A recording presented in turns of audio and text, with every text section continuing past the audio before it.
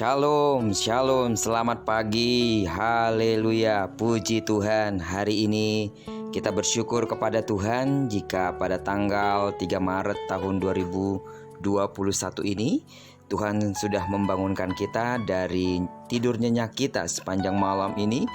Dan jika kita ada di hari ketiga di bulan Maret ini adalah anugerah yang sangat besar yang patut kita syukuri. Dan percayalah, seperti Dia telah memberkati tidur malam kita, maka sepanjang hari ini sampai terbenamnya matahari di tanggal 3 Maret ini, Tuhan akan terus menyatakan kuasa namanya sebagai Allah yang menyertai, melindungi, dan memberkati kita. Amin, amin. Saat ini, seperti biasa, sebelum kita lebih jauh melakukan aktivitas kita, mari sama-sama kembali kita merenungkan firman Tuhan sebagai pedoman dan pelita hidup kita yang akan kita ambil dari pembacaan Alkitab 50 hari bersama Kitab Kejadian. Dan hari ini kita akan melanjutkan pembacaan kita, Kitab Kejadian pasalnya yang ke-31, ayat yang pertama sampai dengan ayatnya yang ke-55. Saya percaya seluruh sidang jemaat Tuhan akan membaca seluruh pasal ini sehingga saudara dapat lebih memahami apa yang saya akan jelaskan sebagai perenungan kita hari ini. Dan saya akan ambil perenungan kita hari ini dari ayatnya yang ke-14 sampai dengan ayatnya yang ke-18. Saya akan coba untuk membacakan bagi kita semua. Lalu Rahel dan Lea menjawab Yakub, katanya, "Bukankah tidak ada lagi bagian atau warisan kami dalam rumah ayah kami? Bukankah kami ini dianggapnya sebagai orang asing, karena ia telah menjual kami? Juga bagian kami telah dihabiskannya sama sekali. Tetapi segala kekayaan yang telah diambil Allah dari ayah kami adalah milik kami dan anak-anak kami. Maka sekarang perbuatlah segala yang difirmankan Allah kepadamu."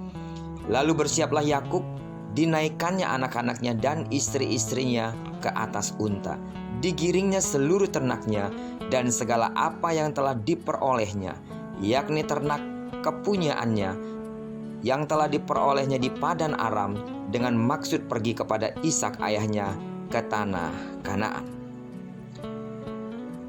Di dalam dunia bisnis selalu ada persaingan, dan kadang segala cara akan dipakai untuk mencapai tujuan yang diinginkan. Yang penting bagi mereka usahanya untung. Kecurangan demi kecurangan pun dilakukan, baik secara tersembunyi maupun terang-terangan. Tidak pelak lagi bahwa dunia bisnis dicemari dengan sikap saling curang di antara para pelaku bisnis. Hal ini jugalah yang dilakukan oleh Laban kepada Yakub, menantunya sendiri. Ia bertindak curang kepada Yakub. Laban telah 10 kali mengubah upah Yakub, menantunya itu. Ia berkata, kalau kambing domba itu beranak berbintik-bintik atau bercoreng-coreng, maka kambing domba itu akan menjadi milik Yakub. Dan atas kasih karunia Tuhan, kambing domba Laban menghasilkan anak-anak kambing dan domba berbintik-bintik, bercoreng dan berbelang-belang. Seperti apa yang sudah kita dengarkan pada renungan kemarin, bahwa dengan hikmat Tuhan, Yakub akhirnya memperoleh banyak ternak. Sehingga dengan demikian, ternak yang dimiliki Yakub melimpah ruah. Melihat kenyataan ini, Laban tidak terima, dan ia mulai ingin berlaku curang. Ia bersama anak-anaknya mulai membenci Yakub. Namun Tuhan tidak berdiam diri. Ia membela Yakub dan berfirman kepadanya, "Akulah Allah yang di Betel itu, di mana engkau mengurapi tugu dan di mana engkau bernazar kepadaku. Maka sekarang bersiaplah engkau, pergilah dari negeri ini dan pulanglah ke negeri sanak saudaramu."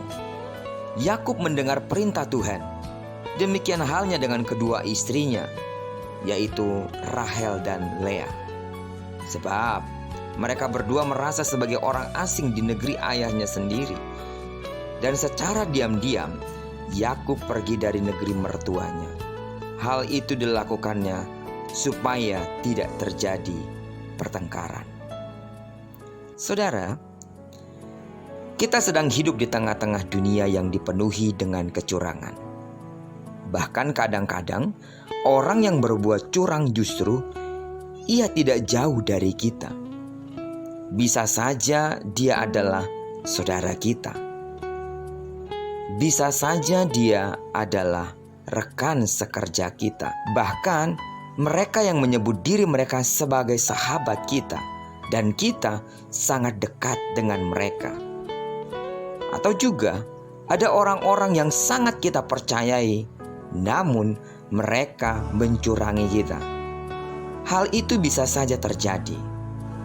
Namun satu hal yang perlu kita ketahui, saat dicurangi, biarlah kasih Allah tetap ada di dalam kita. Dan tentunya kita harus membawa masalah itu kepada Tuhan.